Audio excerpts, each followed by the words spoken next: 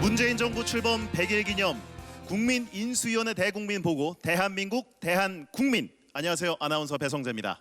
안녕하세요. 고민정 부대변인입니다. 네, 오늘은 문재인 대통령이 국민에게 한 약속을 지키기 위한 날이기도 합니다. 그동안 광화문 1번가를 통해서 많은 분들이 정책을 제안해 주셨고요. 네. 이것에 대해서 국민과 정부가 함께 토론하고 또 고민하면서 또 정책으로까지 이어질 수 있는 그런 날들을 보내왔습니다. 그렇습니다. 오늘은 조금 편한 자리를 준비했는데요. 국민인수위원 여러분이 직접 각 부처 장관들, 수석들 그리고 대통령과 자유롭게 소통을 하면서 약속을 또 가져보는 시간, 제안을 해보고 대답을 듣는 시간을 가져보도록 하겠습니다. 그렇습니다. 모두가 인수위의 마음으로 함께 해왔던 지난 100일이었습니다. 그동안은 국민 여러분들께서 문재인 정부에게 꽃길을 만들어주신다는 그런 마음이셨다면 이제부터는 문재인 정부가 국민 여러분들에게 꽃길을 만들어 드릴 것을 약속드립니다. 네. 그래서 이 노래로 시작하려고 합니다. 데이브레이크입니다. 꽃길만 걷게 해줄게.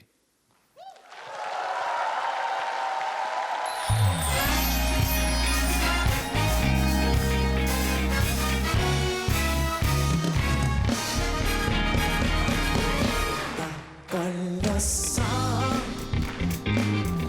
널 보는 네 눈빛이 무심한 척 숨겨왔었는데 oh yeah. 너 때문에 잠도 못 자고 너 때문에 밤새 설레는데 이제는 솔직히 말해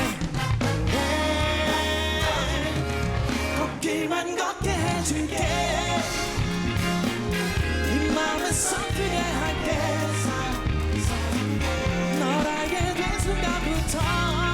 내 머릿속에 온통 너뿐이야 항상 널 웃게 해줄게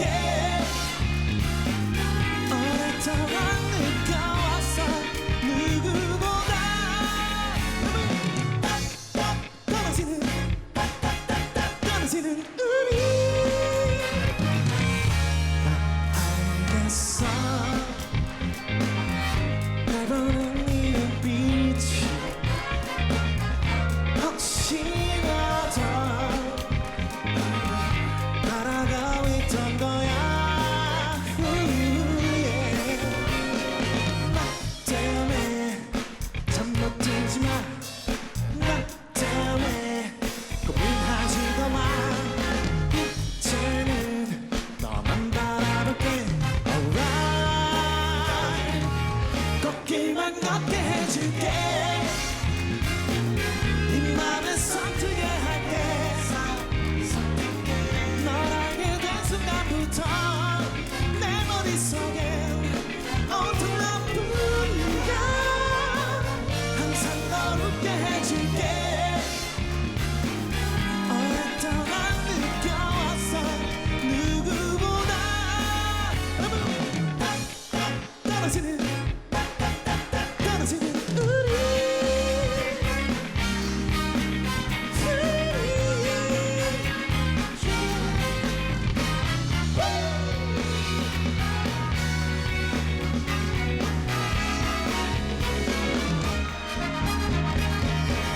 걷길만 걷게 해줄게 그 길을 걷지 않을래 내일만 설레게 할래 널 알게 된 순간부터 말하지 못한 아까웠던 이만 걷길만 걷게 해줄게 오랫동안 꿈꿔왔어 누구보다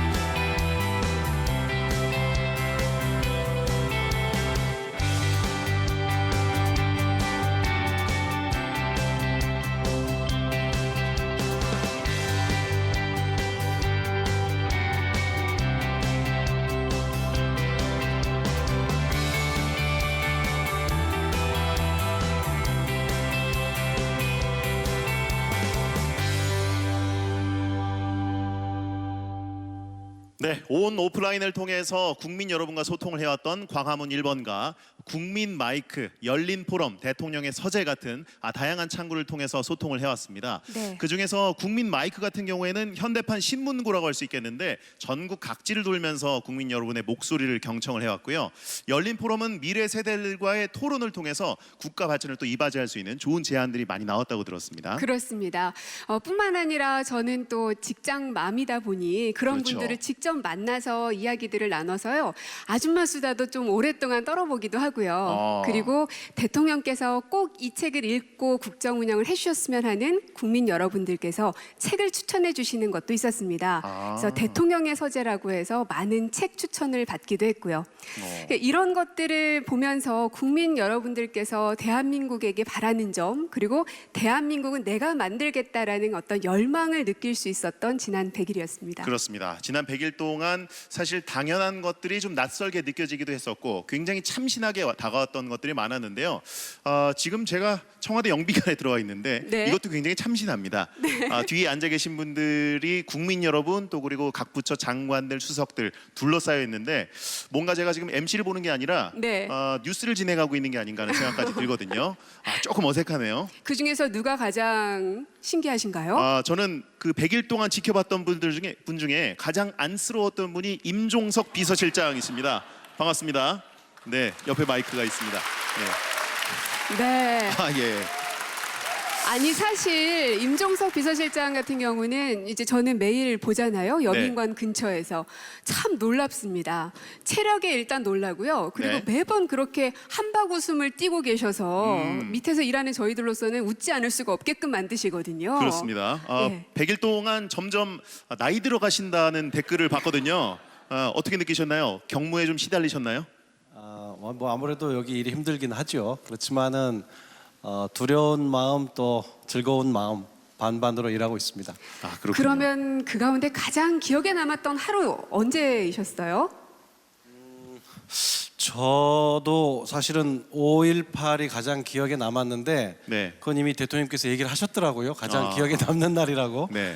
저는 좀 다른 날 하루를 말씀드리면 이번 8.15였습니다. 대통령 경축사 들으셨을 텐데 뭐 여러 가지 내용이 있지만 그 중에 이번에 대통령이 얘기하신 보훈 내용은 굉장히 오랫동안 마음에 담아 오셨던 것을 네. 이번에 이제 실천에 옮긴 것이고요. 참 많은 토론이 있었는데 기본적으로는 대한민국을 되찾고 지키고 또 대한민국 정부 부름에 기꺼이 응답했던 분들에 대해서 대한민국 정부가 아픔은 치료하고 생전에 계실 때 명예롭게 지원해드리고 마지막 한 분까지 이 대한민국의 품이 따뜻했다고 느낄 수 있도록 하겠다. 그게 이제 네. 보훈을 대한민국의 정체성으로 삼고 나라다운 나라의 출발이다. 뭐 이런 대통령의 철학이 들어있는데 그날 오랫동안 다듬어온 정책이라 들으면서 감격스러웠습니다. 네. 네. 많은 독립운동가 그 후손들 또 유공자 본인들도 굉장히 감동적이었다는 얘기를 들었습니다. 훨씬 그렇습니다. 많은 부분은 사실 죄송합니다. 네. 참전 유공자들에 대한 내용이 많이 들어 있습니다. 그렇죠. 동시에 네. 한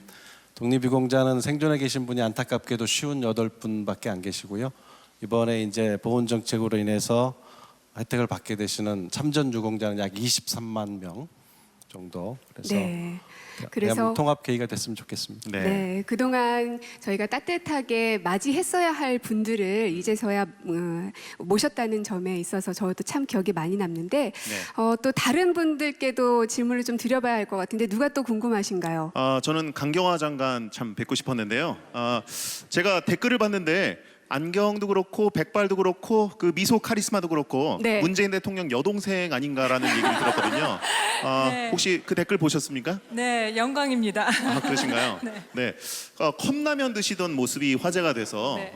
장관님의 어떤 건강을 염려하는 목소리도 좀 댓글로 봤습니다. 네. 평소에 혹시 몸 관리, 건강 관리 어떻게 하시는지요? 예, 일이 바쁘지만 늘 감사하고 겸손하고 또 즐거운 마음으로 일하고 있는 게 비법인 것 같고요. 네. 가끔 수영합니다. 수영을. 수영. 어디서 하시나요? 예, 아니 피해 가려고. 그 시간과 장소를 피하시려고요. 그렇죠. 비교되잖아요. 긴장감이 있네요. 알겠습니다. 네, 고맙습니다.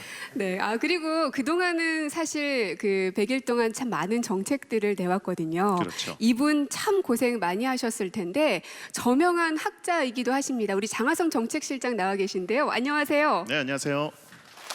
네, 안녕하세요. 네.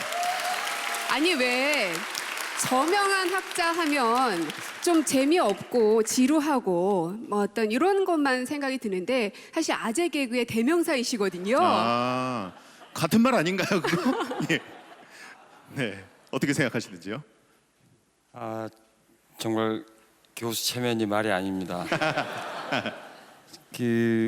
저희들이 우리 국민들 어려운 문제, 국가의 어려운 이야기 이런 것들을 회의를 자주 하는데 너무 심각하게 회의를 하는 거예요. 그래서 제가 좀 아재 개그를 좀 했는데 그게 잘 통하더라고요. 근데 대통령께서 처음에는 이분이 왜 이래? 거의 그런 표정이셨는데 요즘은 회의 시작하기 전에 제 개그를 기다리시고 있는 것 같습니다. 요즘에 네. 개그 짜시느라 또 시간을 많이 그렇군요. 할애하시겠어요. 근데 그동안 정책들이 참 많이 있고 어느 것 하나 빼놓을 것이 없겠지만 가장 심혈을 많이 기울인 정책 어떤 것을 말할 수 있을까요? 정말 많은 정책이 있었는데요. 항시 우리 국민들의 눈높이에 맞춘 정책, 그리고 국민들이 그동안 고통받아왔던 문제를 덜어내는 정책이 뭘까 하는 건데요. 가장 잠 못 이루게 했던 것이 부동산 대책입니다. 네. 며칠 전 대통령께서 이 기자회견에서 정말 이 부동산은 확실하게 하겠다. 그리고 주머니에 남아있는 정책 많다 이렇게 말씀하셨는데 요즘도 매일 대통령님 주머니 채워드리라고 잠을 이루기 어렵습니다. 바로 이런 아재 개그군요. 예. 네. 고맙습니다. 네, 감사합니다. 사실 이 안에서 아주 딱딱하고 지루한 얘기들만 할 것 같다는 그런 편견이 있잖아요. 네. 근데 그럴 때마다 저런 말 한마디 혹은 서로를 위한 따뜻한 위로 한마디가 다시금 머리를 돌아가게 하는 원동력이 또 되기도 하더라고요. 그렇죠. 또 희생정신이죠. 네. 자, 청와대에서 생방송으로 전해드리고 있는 문재인 정부 출범 100일 기념 네. 국민인수위원회 대국민 보고 대한민국 대한국민. 자, 이제 본격적으로 시작을 해보겠습니다. 네, 국민 인수위원들이 묻고 관계부처 장관 또는 수석들이 답합니다. 첫 번째 순서는 국민 인수위원회 소통위원으로 애써주신 홍서윤님의 제안을 듣도록 하겠습니다. 네. 네, 안녕하세요. 홍서윤입니다. 저는 국민소통위원으로 활동하고 또 장애인 여행가로 활동을 했었는데요. 이곳까지 휠체어를 타고 이 자리에 왔습니다. 하지만 우리나라엔 여전히 많은 장애인들이 살기 어렵고 또 활동하기 어려운 구조에 있는데요. 선진국에서는 장애가 있건 장애가 없건 또 남녀노소 누구나 편리하게 삶을 영위할 수 있도록 정책이나 행정이나 서비스나 건축이나 교통이나 모든 면에서 유니버셜 디자인 정책이 적용되고 있습니다. 우리나라에서도 장애인이 살 수 있고 또 장애인이 기준이 되고 나아가서 누구에게나 보편적으로 적용될 수 있는 유니버셜 디자인 정책을 계획하고 있으신지 궁금합니다. 네. 이 질문에 대한 답은 누구에게 않습니다. 들어야 좋을까요? 네. 자, 어떤 예, 장관이 제가 예, 우리 예. 사회수석님께서 예, 청와대 사회수석입니다. 지금 질문 주신 홍소연 선생님은 휠체어를 타고 유럽 여행을 하신 걸로 압니다. 심지어 행글라이더까지 타셨습니다. 근데 제가 오늘 질문을 하신다는 얘기를 듣고 생각을 해봤습니다. 만약 우리나라에 외국인이 휠체어를 타고 서울에 오신다면 어떻게 될까? 아마 상상하기 어려울 것 같습니다. 아직 불편한 구석이 너무나 많을 거고 그거는 이동수단뿐만 아니라 뭐 설명서라든가 여러 가지 다 그럴 겁니다. 물론 우리나라도 97년부터 관련 법을 만들었습니다. 근데 아직 많이 부족합니다. 그래서 이번 정부가 공약을 했습니다. 또 국정과제에도 넣었습니다. 반드시 정부가 마치기 전까지, 이 정부가 마치기 전까지는 체감할 만한 변화를 느끼실 수 있도록 준비하겠습니다. 고맙습니다. 네. 고맙습니다. 네. 사실 이게 질문에 대해서 바로바로 또 준비를 하고 나오시기가 쉽지가 않거든요. 네. 하지만 빨리 대답해 주시면 감사하겠습니다. 네. 자, 다음은 소통위원으로 애써주신 서천석 님이 제안 그리고 질문을 해주시겠습니다. 예, 저 소통위원으로 활동했던 정신건강의학과 전문의 서천석입니다. 저는 좀 오늘 약간 무거운 질문을 가지고 왔는데요. 우리나라가 아시다시피 세계에서 자살률 1위 국가이고 1년에 14,000명의 생명이 자살로 목숨을 끊고 있습니다. 이 자살하면 그 자체로도 무겁고 이 끝이라고 생각할지 모르지만 또 다른 고통의 시작인 것이 지난 10년간 70만 명의 자살 유가족이 발생했습니다. 사랑하는 사람을 자살로 목숨을 잃은 분들은 자기 삶을 제대로 이끌어가기가 정말 쉽지 않습니다. 그 죄책감과 또 주변의 시각 때문에 또 다른 굉장히 위험한 자살 예비자로 계시게 될 수밖에 없는데요. 그분들을 위해서 우리 국가라는 건 사실 가장 고통받는 사람의 곁에 있어야 되지 않겠습니까? 그래서 국가가 그분들을 위해서 어떤 대책을 갖고 있는지 궁금합니다. 네. 네. 이 자살률 세계 1위라는 이 불명예는 빨리 벗어나야 할 텐데요. 뿐만 아니라 살아있는 남은 가족들에게 대한 국가적인 어떤 정책이나 이런 것들도 분명 필요한 것 같습니다. 네.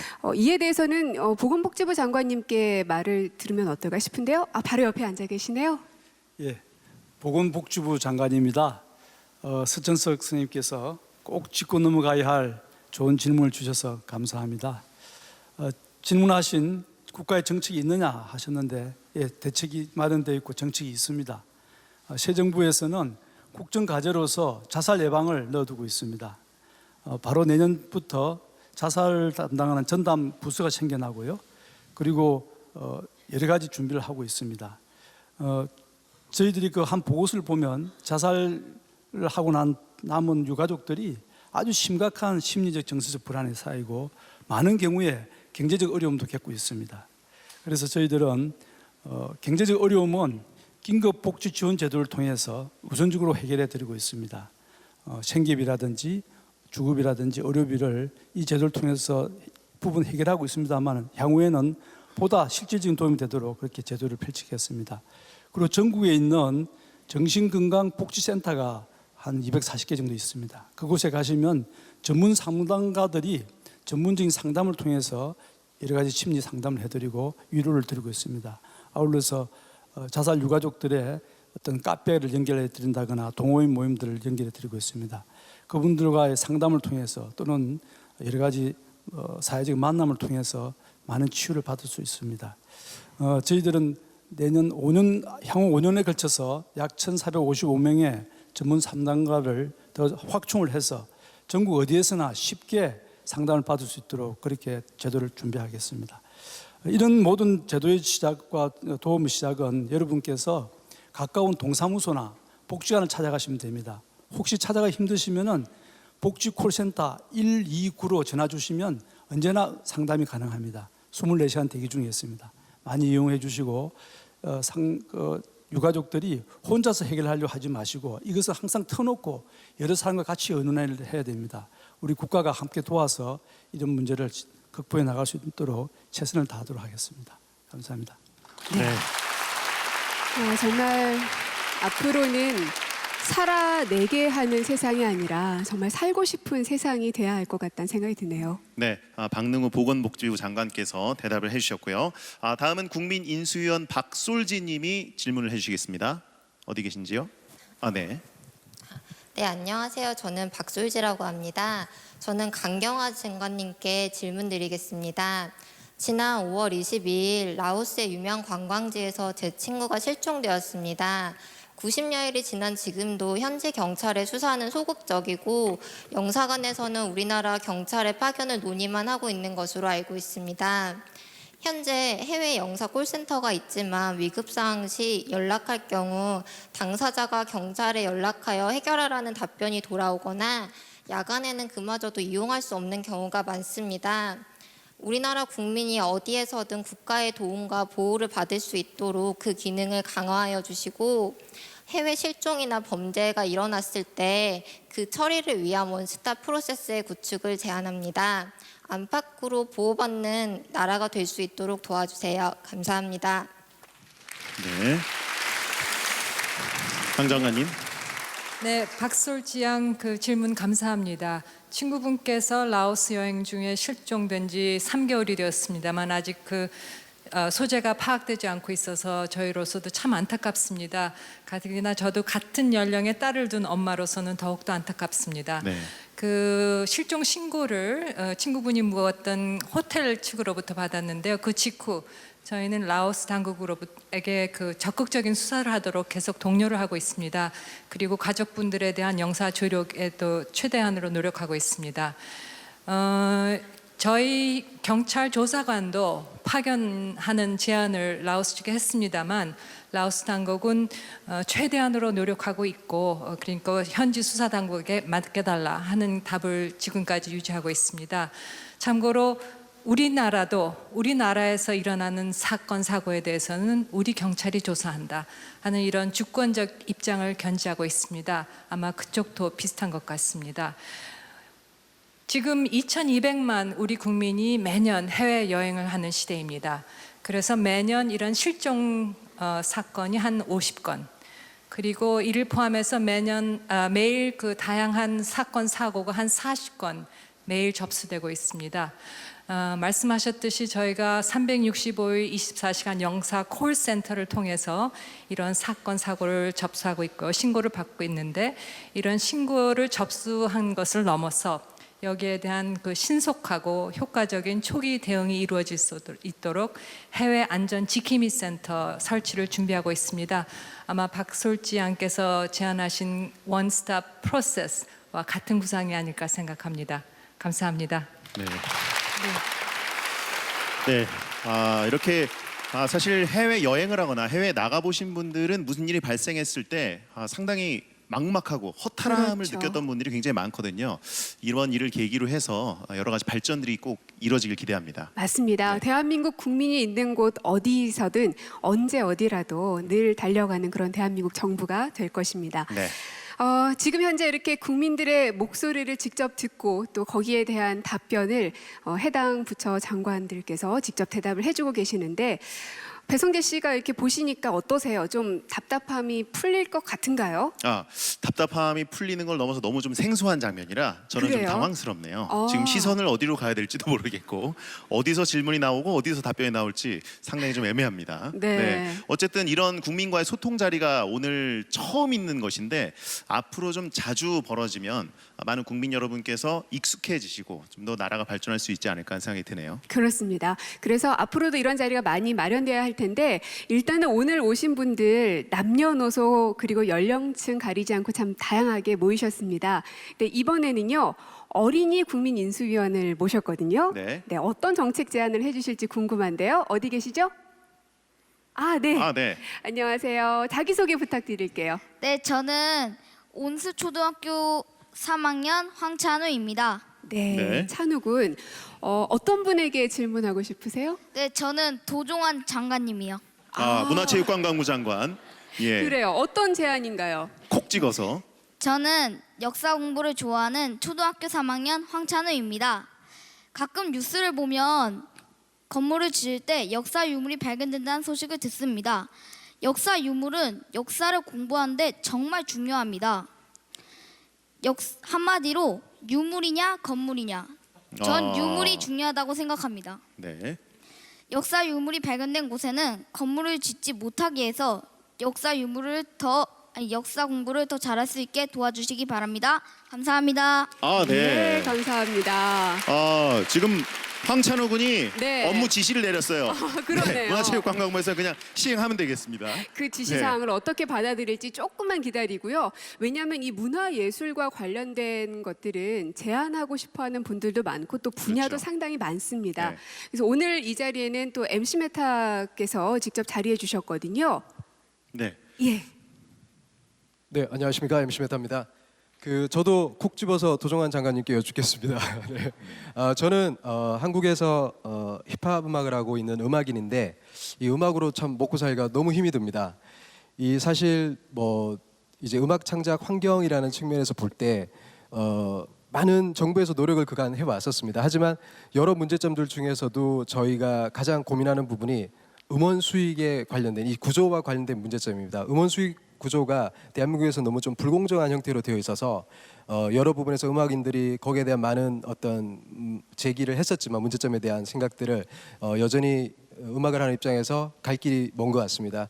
그래서 제가 장관님께 여쭙고 싶은 부분은 여전히 이런 불공정한 이 음악 시장에 대해서 어떠한 생각을 가지고 계시며 또 어떠한 개선안을 갖고 계신지에 대해서 여쭙고 싶습니다. 네.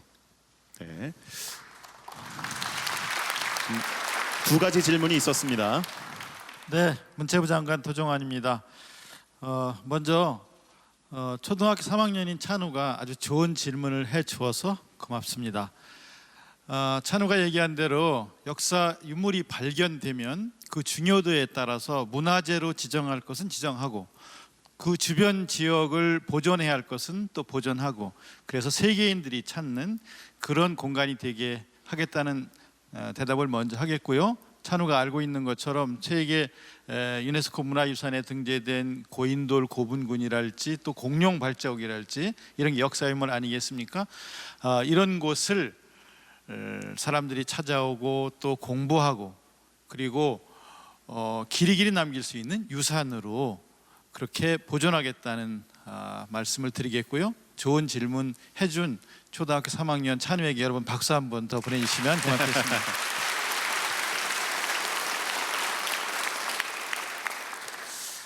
그리고 정말 음악으로 먹고 살기 힘들다 그 말씀에 절절하게 공감합니다. 우리나라 음악이 세계인들이 듣는 음악이 되도록 그렇게 K-팝 또 한류 이런 것들을 만들어주신 분이 음악인 예술인들이십니다. 그런데 실제로 개인들은 살기 어려운 분들이 더 많지요. 지금 음악 스트리밍 상품의 경우 매출액의 60% 정도가 창작자에게 가는데요. 그 중에 작사, 작곡 한 분에게는 10%, 그 60%에 다 가는 것이 아니라 그 중에 10% 그리고 또 노래한 분들에게는 6% 정도밖에 안 갑니다. 회당 4.2원입니다. 그 4.2원에 10%나 6%가 가는 겁니다. 배분율 높여야겠다고 생각합니다. 그리고 할인율은 낮춰야 된다고 생각을 하고 있고요. 또 음악 저작권의 적용 범위, 공간을 좀 더 넓힐 생각입니다. 그래서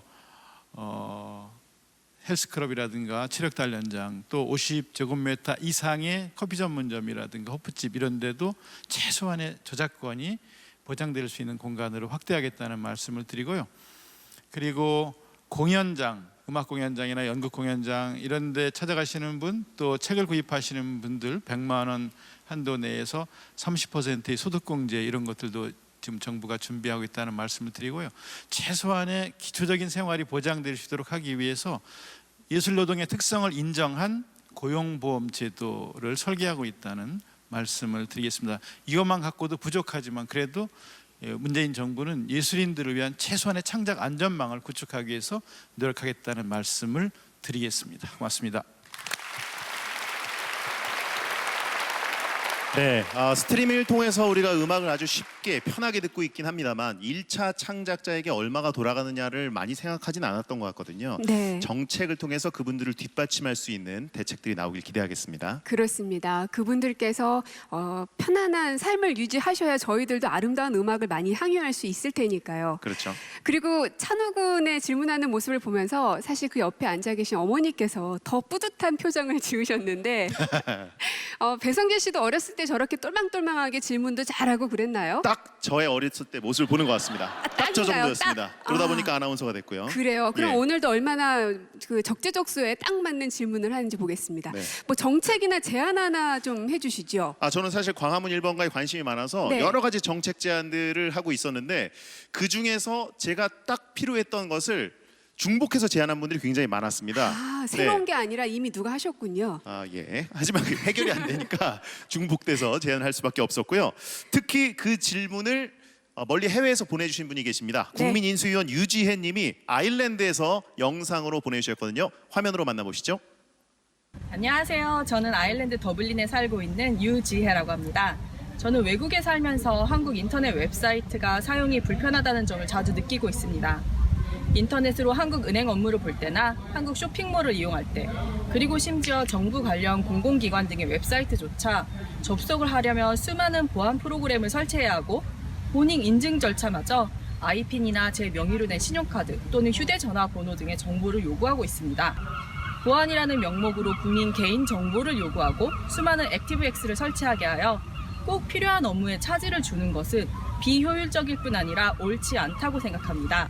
우리 정부에서도 공공기관 웹사이트 보안 정책 개선을 통해 국민이 좀 더 사용하기 편리한 환경을 만들어 주셨으면 합니다. 감사합니다. 네. 네. 갈수록 그 인터넷 환경에 노출되어 있는 사람들이 많고 또 이용하시는 분도 많다 보니 여기에 대한 제한도 물론 많았습니다. 네. 답변을 누구에게 들으면 좋을지 모르겠네요. 예, 우리 하승창 사회혁신수석. 네, 제가 드리겠습니다.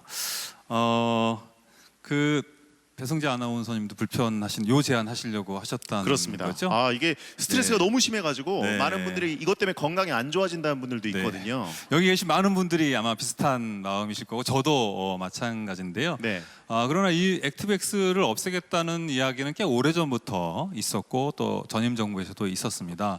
아시겠지만 저희가 불편한 것이지만 이것이 보안과 관계가 있다고 해서 다들 견뎌야 되는가 보다 이런 생각들이 좀 있었던 것도 사실인데요.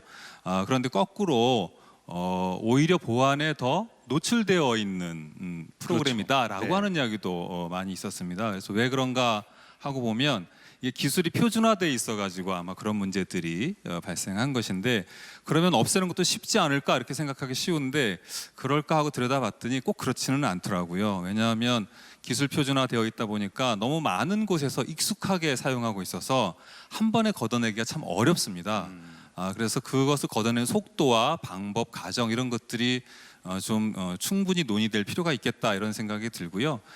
또 무엇보다 이 기술이 표준화되어 있는 보안 솔루션이라고 하는 것은 오히려 저희 보안 산업의 발전을 가로막는 것이기도 하거든요. 그러니까 액티브엑스를 없앤다라고 하는 것은 또 한편으로는 저희 보안 산업의 발전을 위해서도 반드시 필요하기 때문에 더 다양한 보안 솔루션이 발전할 수 있는 생태계를 만들어내는 정책과 함께 할 때 잘 이 프로그램이 작동할 수 있지 않을까, 이 제안이 실제로 실현되고 잘 구현될 수 있지 않을까 이렇게 생각하고요. 그 과정들을 전문가나 개발자 그리고 관련 부처하고 잘 협의해서 만들어내서 가능한 빠른 시일 안에 여러분들이 불편하지 않도록 만들어 드리겠다는 약속을 다시 한번 드립니다. 고맙습니다. 네. 네, 감사합니다. 그날이 좀 빨리 왔으면 좋겠네요, 정말. 네. 인터넷을 할 때마다, 모바일을 이용할 때마다 스트레스가 너무 심합니다. 네. 자, 하승창 사회혁신수석 감사드리고요. 이번엔 네. 국민인수위원 최혁재님이 제안을 해주시겠습니다. 네. 저는 위례신도시에 살고 있는 최혁재입니다. 행안부 김부겸 장관님께 질문드리겠습니다. 위례신도시는 반경 1.5km 정도의 신도시인데요. 이곳을 하남, 성남, 송파 3개 지자체에서 관리하고 있습니다.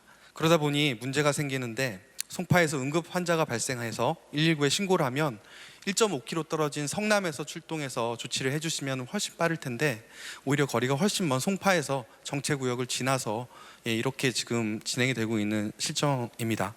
게다가 각 지자체마다 위례 신도시 안에 도서관이나 치안센터 등의 주민 편익시설을 설치하려고 합니다. 그런데 경우에 따라 각 지자체 이런 시설들이 1km도 안 되는 거리에 위치해 있다는 거죠. 행정구역을 이유로 중복되는 시설로 인한 예산 낭비가 아닌 실제로 주민에게 필요한 시설을 제대로 만들고 지역 차별 없이 이용해야 한다고 생각합니다. 집 앞에서 쓰레기 봉투를 살 수 없는 도시, 집 앞에 학교를 보낼 수 없는 도시, 가장 큰 문제는 이러한 협의조차 제대로 되지 않는다는 것이 가장 큰 문제입니다. 이들 지역에 대한 장관님의 계획을 듣고 싶습니다. 네, 많이 답답하셨던 것 같습니다. 네. 예, 행정안전부 장관 김부겸입니다. 지금 선생님이 질문하신 내용들이 여기저기서 참 많이 저희들이 지적을 받고 있습니다. 우선 위례 신도시 입주는 다 끝났나요? 어떻습니까? 진행 중이죠.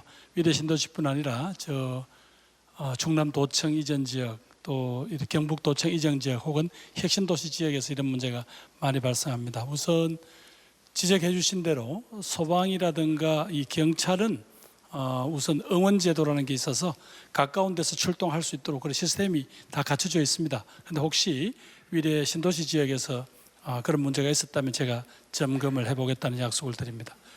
그리고 아까 지적하신 대로 그 여러 가지 행정구역과 생활권역이 불일치함으로써 발생하는 문제점이 있는데요. 그중에 이제 아까 도서관 예를 들으셨습니다만은 요 세 도시가 협력만 하면 얼마든지 조금 좋은 도서관을 하나 지을 수 있을 텐데 각자 좀 많은 도서관을 지을 수밖에 없는 이런 문제. 그다음에 쓰레기 봉투도 수거를 안 해가더란 말이죠. 이런 문제들은 지금은 지자체 간에 협력을 할 수 있게 돼 있는데 이걸 좀 더 저희들이 좀 해달라고 좀 요구를 하겠습니다. 그러나 앞으로는 협력이 아니라 지자체 간에 구체적으로 이거보다 더 훨씬 더 의무감을 크게 하는 서로 협상이라고 하긴 못합니다만 그런 제도가 도입될 수 있도록 그래서 서로 간에 의무를 나누어지는 그런 어떤 제도가 도입될 수 있도록 하겠습니다. 마지막 학교 문제는요. 지금은 이제 그 행정 단위하고 그 교육구청 단위 때문에 그런데 앞으로 교육지원 지금도 실시하고 있습니다. 교육지원청에 각 교육장님들이 합의를 하셔서 거기를 공동학군으로 선언하시면 우리 아이들 초중등 교육법에 의해서 학교를 보낼 수 있습니다. 지금 방금 지적하신 대로 곳곳에서는 아직까지 뭐 정말 정부로 노력한다고 해도 국민들의 삶에 있어서는 실질적인 도움이 안 되더라라는 그런 지적을 많이 받습니다. 하여튼 계속해서 긴장하고 노력해서 국민들 마음에 다가가도록 하겠습니다. 잘 부탁드립니다. 네. 네, 감사합니다. 장관의 잘 부탁드립니다라는 말이 굉장히 인상적으로 느껴지는데요. 각 부처의 장관들 또 수석들 그리고 대통령까지도 이젠 앞으로는 계속 국민 여러분이 어떤 제안을 하시는지 지켜보면서 긴장하고 있어야 될 것 같다는 생각이 듭니다. 그렇습니다. 네. 그리고 오늘 많은 국민 여러분들께서 우수 제안들 그 가운데 몇 분 오늘 이 자리에 오셔서 질문해 주셨는데 그 가운데 베스트 2 가지의 질문이 남아 있습니다. 투톱이 남아 있죠. 그렇습니다. 근데 이 질문들은요 대통령께서 직접 답변을 해주시면 어떨까 하는 생각이 들어요. 그죠? 네, 좋습니다. 자, 여러분 대한민국 문재인 대통령을 모시겠습니다. 큰 박수 부탁드립니다.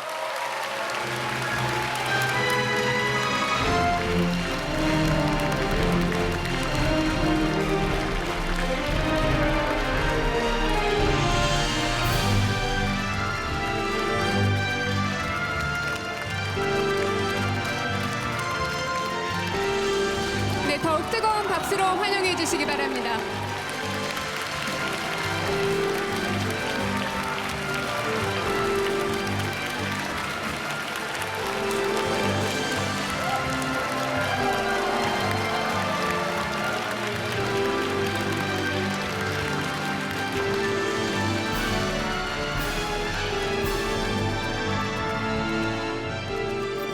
네, 여러분 목소리 듣고 싶으시죠? 네, 국민 여러분께 인사 한 말씀 부탁드립니다. 예, 국민 여러분 정말 고맙습니다. 광화문 1번가에 정말 많은 국민들이 참여해 주셨습니다. 방문자 수가 100만 명 넘었고요. 9만 명이 국민인수위원으로 참여해서 정책 제안을 18만 건 넘게 해주셨습니다. 그렇게 국민들께서 열심히 정책 제안들을 해주셨는데 제안을 받는 것으로 그치지 않고 그 제안들이 어떻게 정책에 반영되고 있는지 보고 드리는 것이 국민들께 대한 도리라고 생각했습니다.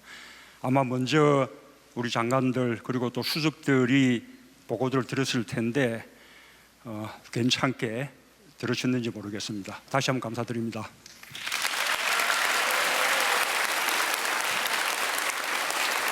네. 문재인 대통령께서도 광화문 1번가에 직접 또 정책을 제안하셨다고 들었거든요. 어떤 걸 해주셨는지요?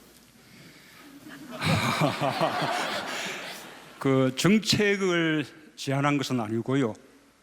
지금 이 대한민국을 정말 공정한 나라로 만들어야겠다라는 것이 시대적인 과제이기 때문에 지금까지 만연해 있었던 불공정 사례들을 국민들로부터 신고받는 창구를 광화문 1번가에 마련하면 좋겠다라는 제안을 드렸습니다.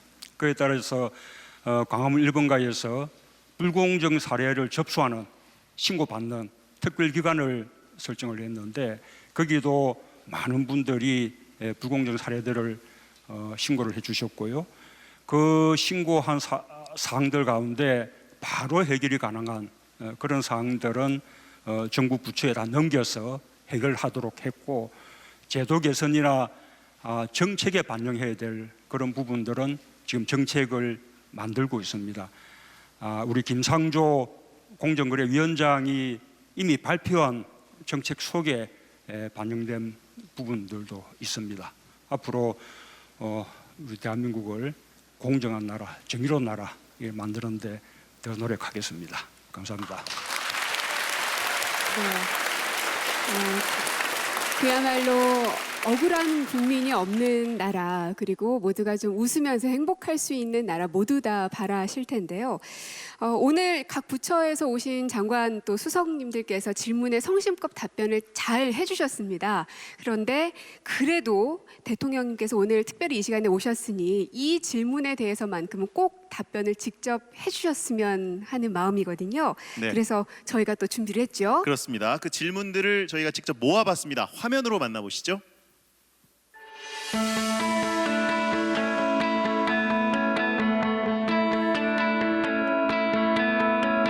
일자리는 좋은 일자리, 그리고 청년들에게 더 많은 곳에서 일할 수 있는 이런 일자리가 필요하다고 생각합니다. 좋은 사람은 영원할 순 없지만 좋은 제도는 영원할 수 있을 거라 생각합니다. 80이 넘은 나이에도 좀 먹고 살게 해달라. 실패의 사회적 비용이 더 작아서 재밌는 시도들이 많이 일어나는 사회가 됐으면 좋겠습니다.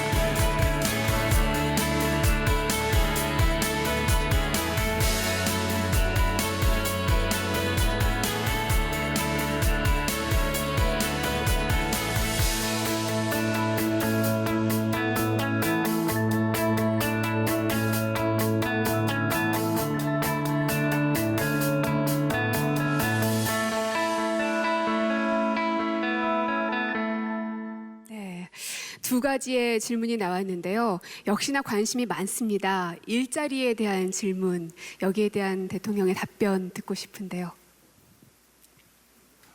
지금 제 집무실에 일자리 현황판이 설치되어 있습니다.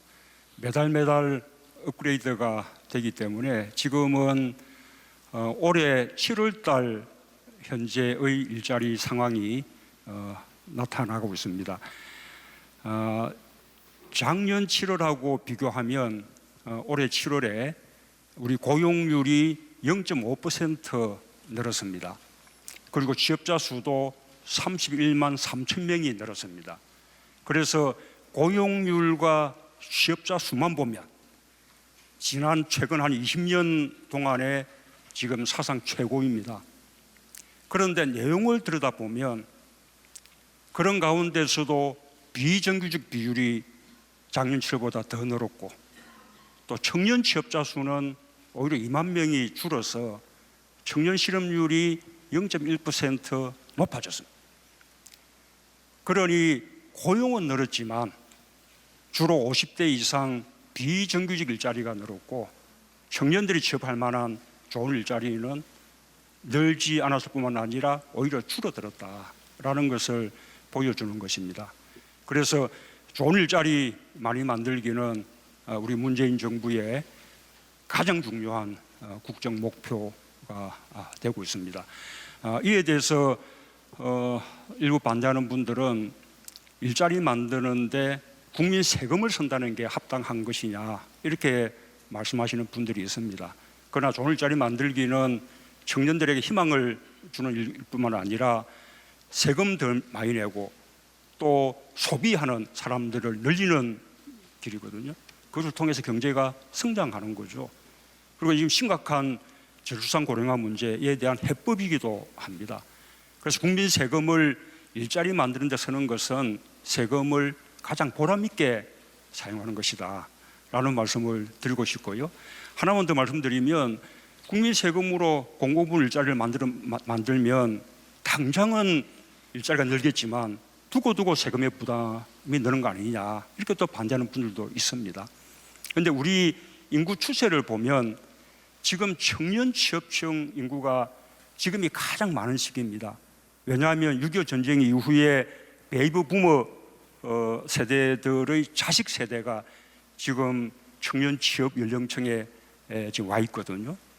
근데 이 추세가 2022년까지는 계속되지만 그 다음부터는 5년마다 100만 명이 줄어들 정도로 급속도로 줄어듭니다.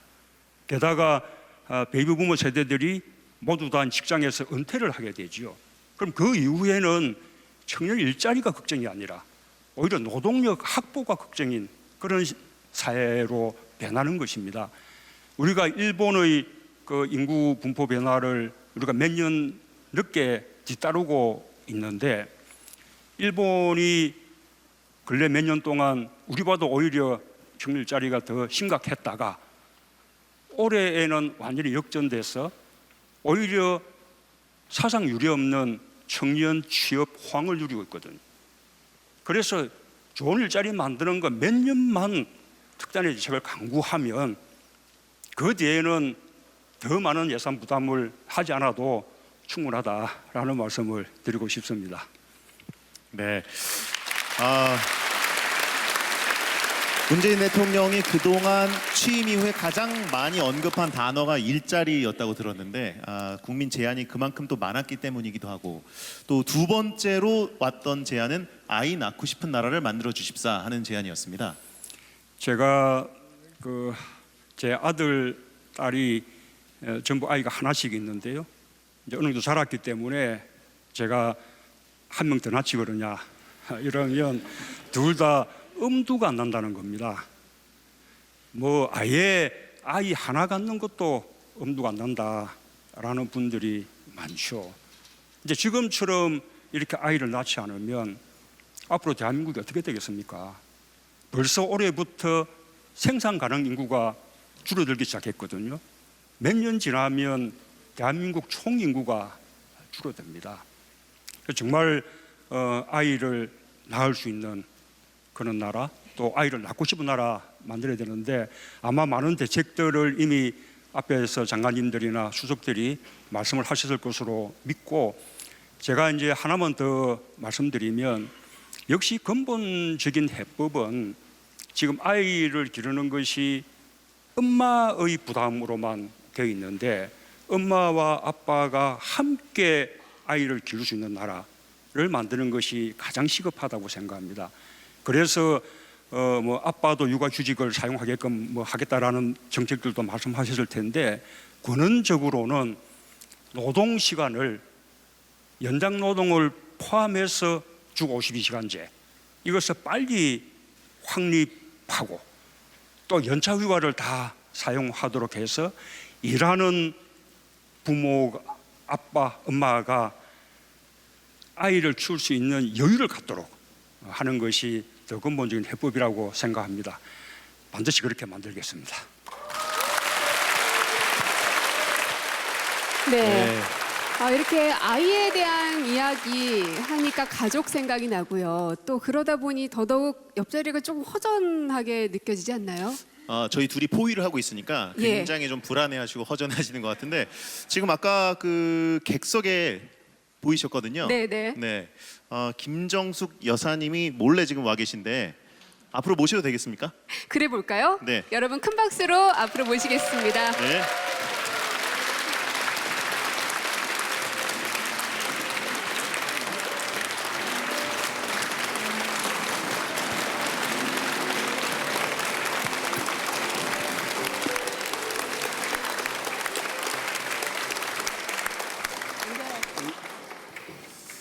네, 이렇게 불러도 안녕하세요. 될지 모르겠는데 그 인터넷에는 이니와 쑥이라고 하더라고요. 참 두 분이 같이 계시니까 보기 좋습니다. 취임 100일을 맞은 기분이 어떠신지 궁금합니다. 글쎄요, 벌써 100일이 됐다고 그러네요. 저는 몇 년 지난 것 같아요. 근데 하여튼 애써주신 청와대 직원 여러분들하고 국민 여러분께 정말로 감사의 마음을 전하고 싶습니다. 네, 고맙습니다. 네. 사실 여사님 하면 유쾌하고 친절한 정숙 씨 이런 단어 참 많이 떠올리시죠. 그래서 저희가 그동안 100일간의 모습들을 키워드로 한번 모아봤습니다. 네, 자, 그러면 첫 번째 키워드는 어떤 거죠? 함께입니다. 네, 어떤 자. 모습이 나올까요? 함께. 저희가 사진을 좀 준비를 해봤는데 예. 수해복구 현장에서 김정숙 여사가 굉장히 뭐 잘 어울리시네요 일단. 네. 어떤 중대장처럼 보이기도 하고요. 네, 부대장처럼 보이기도 하는 모습입니다. 그날 좀 힘들진 않으셨어요? 아니요. 그날 하여튼 갑작스럽게 수해가 크게 났기 때문에 한번 가봐야 되겠다라고 생각을 했는데 그중에 이장님께서 특별히 이 동의 그러니까 구민들이죠. 그분들의 이제 가재 도구를 먼저 살피시느라고 며칠 동안 자신의 집은 내팽겨쳐 두고 하셨다는 이야기를 듣고 그게 지도자의 모습이고 그렇게 해야 될 것 같아서 이제 갔는데요. 네. 정말 너무 처참하고 너무나도 수해에 상처가 깊어서 안 할 수가 없었어요. 그것은 피할 네. 수도 없었고, 예, 손이 정말 1000개가 있었으면은 1000개 가지고도 다 해야 될 그런 상황이었습니다. 네. 예. 사실은 그때 네. 손이 많이 아프셔서 결국 나중에는 이렇게 끈으로 묶어가면서까지 이제 봉사를 하시면서 또 많은 분들께서 또 감동을 하기도 하셨었죠. 네, 저는 김정숙 여사님의 어떤 그 뉴스들을 보면은 키워드가 이게 있더라고요. 김정숙 띄고 뒤늦게 하면은 나오는 뉴스들이 상당히 많았습니다. 여러분도 한 번씩 꼭 보시면 좋겠습니다.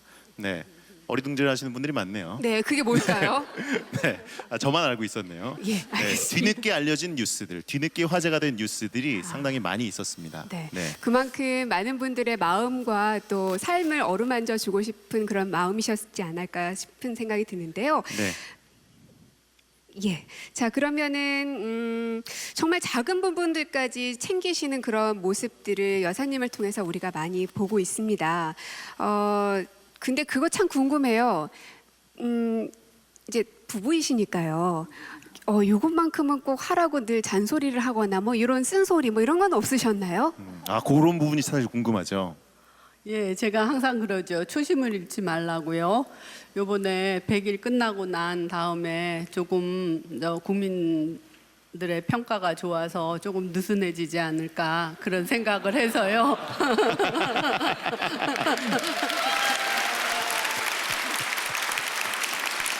제가 그랬습니다.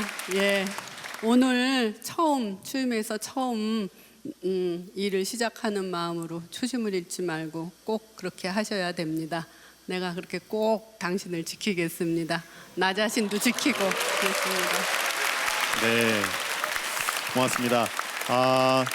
오늘 청와대 영빈관에서 이렇게 생방송으로 대통령 내외분 또 그리고 각 부처 장관들 수석들과 소통하는 시간을 마련했는데 이런 자리들이 앞으로 좀 많이 펼쳐지면 좋지 않을까 하는 생각이 듭니다. 지금 전국의 모든 방송사를 통해서 생중계가 됐는데요.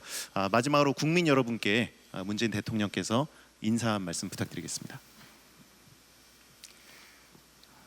예, 그 국민인수위원회는 이제 마감이 됐는데요. 이렇게 강화문 1번가를 통한 이런 소통 노력 또 국민들로부터 계속해서 정책 제안을 받아서 우리 문재인 정부의 정책을 국민들과 함께 만들어 나가는 노력들은 앞으로도 지속해 나가겠습니다. 아마 우리 그 6년 찬 국민 소통 수석께서 여러 가지 방안들을 만들고 계셔서 아마 오늘 설명할 수 있는 기회가 있었을지 모르겠는데 제 생각에는 지금 이제 국민들은 주권자로서 평소에 정치를 그냥 구경만 하고 있다가 선거 때 한 표를 행사하는 이런 간접민주주의로는 만족하지 못하고 있다고 생각합니다. 그렇게 한 결과 우리 정치가 이렇게 낙후됐다라고 국민들은 생각하고 계신 거죠. 그래서 촛불 집회처럼 정치가 잘못할 때는 직접 촛불을 들어서 정치적 의사 표시를 하고 또 댓글을 통해서 정치적 의사 표시를 하고 당원의 권리당원, 정당의 권리당원으로 참여하고 그리고 또 이 정부의 정책에도 직접 제안하고 그것을 반영해 줄 것을 요구하고 이런 직접 민주주의를 국민들께서 요구하고 있다고 생각합니다. 네. 이 문재인 정부도 이런 국민들의 집단 지성과 함께 나가는 것이 국정을 성공할 수 있는 그런 길이라고 생각합니다. 온라인, 오프라인 가리지 않고 국민들과 끊임없이 소통하는 노력 계속해 나가겠습니다. 감사합니다. 고맙습니다. 네. 1시간이라는 참 짧은 시간 동안 여러분과 함께 만든 시간이었습니다. 그리고 지나온 100일간의 시간, 또 짧다면 짧은 시간이었지만 앞으로의 5년 더 많이 기대해 주시고 더 많이 응원해 주시고 또 채찍질도 가해 주셨으면 감사하겠습니다. 네, 청와대에서 생방송으로 전해드리는 문재인 정부 출범 100일 기념 국민인수위원회 대국민 보고 대한민국 대한국민 여기서 마치도록 하겠습니다. 함께해 주신 여러분 고맙습니다. 감사합니다.